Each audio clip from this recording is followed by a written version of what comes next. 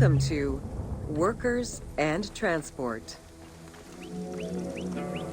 Whether workers were employed for the pyramid construction or at the quarries, the government supplied food and housing. Workers for the pyramids and royal necropolises were housed in more permanent villages, such as the famous Deir el-Medina. Quarry workers had more temporary lodgings. All skill levels were needed and utilized, from basic work hands to prepare the gypsum, to brickmakers and sand carriers, to skilled stonemasons to shape the blocks.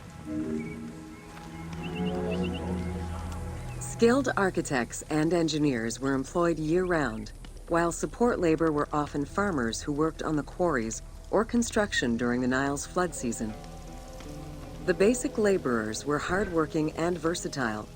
Many may have been farmers who joined the construction during the off-season. Hieroglyphs found in the work villages listed assigned job titles. Archaeological research shows that no food was stored or prepared on site, but instead workers received abundant rations of bread, beer, and meat. These rations were taken care of by an administration outside the village. Medical treatment was also available for those who were injured.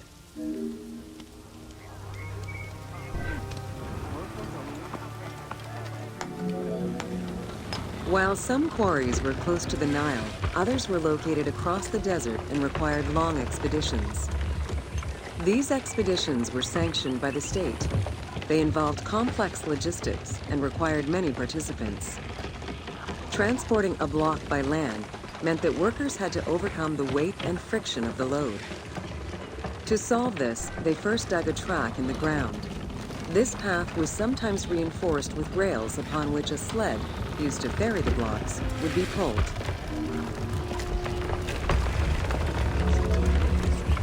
Whenever possible, blocks were toppled from a higher elevation onto the sled. Workers then poured water onto the clay at the front of the sled, creating a slick surface to more easily move the load. It wasn't until the New Kingdom that animals were used to tow the burden. During flood season, the Nile was at its largest and deepest, which allowed the transportation of the heaviest and biggest loads. Quarries close to the river had troughs dug out to deliver the stones to the shoreline. Harbors and wharfs situated at the river's edge allowed the transfer of materials and supplies. Harbor warehouses accommodated additional stocks of stone so that they were available for the winter sailing season. The Iwadi el-Jarf papyri detail a limestone load intended for the Khufu pyramid that weighed in at 70 to 80 tons, or 30 blocks. One papyrus is a fragment from a foreman's notes taken while working on the Great Pyramid. It details the transportation of limestone blocks from the Tura quarries to the construction site of the pyramid. The other papyri are shipping logs containing archives of the sailors assigned to sail the Red Sea and the Nile. Stone cargo generally weighed 15 tons per boat, amounting to roughly 6 or 7 blocks per trip.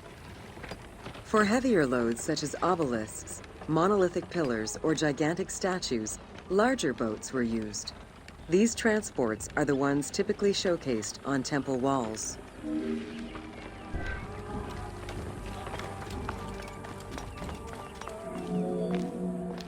River transportation was the most efficient way to ferry stone blocks between the quarry and the construction site.